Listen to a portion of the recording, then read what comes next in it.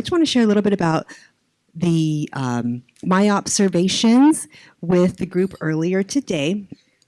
First of all, there was a great commitment to the work that all of the schools are doing, such a commitment that several of the targets are being met.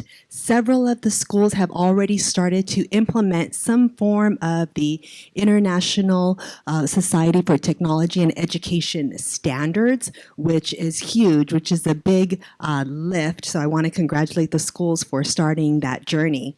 Also around digital citizenship, creating a commitment to certification. Already steps and goals are reflected that digital citizenship is a key component.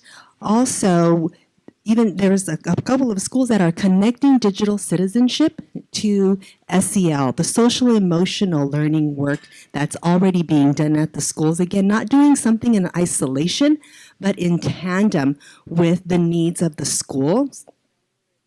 Also, heard a great deal about meeting the educators where they are, creating that organizational change management strategy for schools, but mostly for our educators so that we're able to meet them where they are in whatever space they may be on the continuum. The continued partnerships is key. I kept hearing that over and over, and how that's resonating, that this work around transformation cannot be done alone. But overall, some of the big takeaways, we did see the data that was up on the screens and that was shared in their plan. But one thing I do want to share with all the schools is that this is growth over time, and don't you forget that.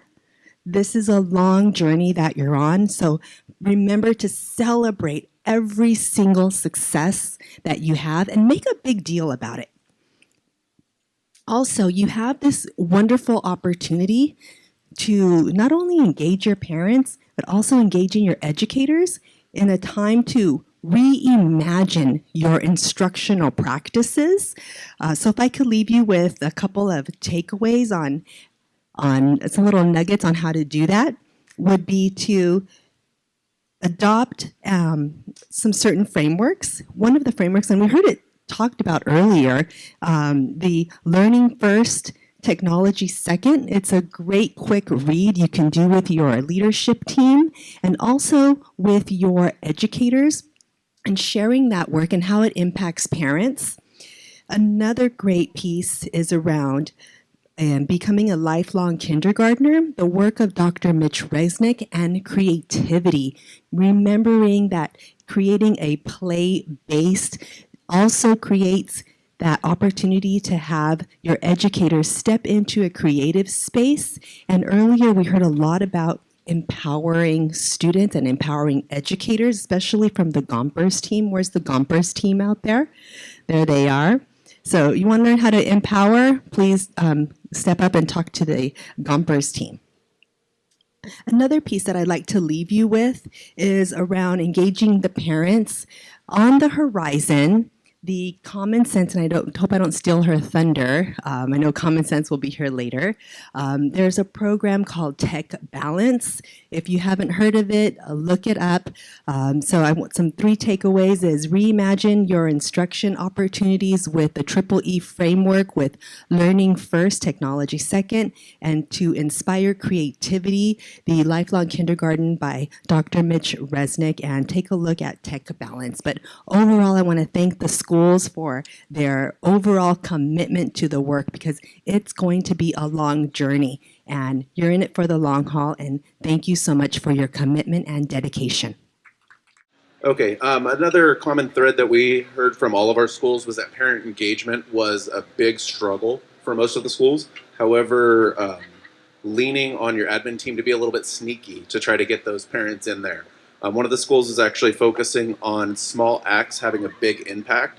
They had a Thanksgiving focus where they had local food agencies giving away food to 500 families so that they can get those families in, get them excited, get them there, and then keep them coming back. So again, having those families coming in, being a little bit sneaky to try to get them engaged, get them involved, and then give them a reason to keep coming back. So that's the recap for us. I think it's mostly said what was also in our panel, no need to repeat, and just again, It's so exciting to see all of you in the trench just grinding away every day. Know that the people sitting around you are having the same struggles. There was lots of commonalities with the parent piece, lots of commonalities with the student achievement.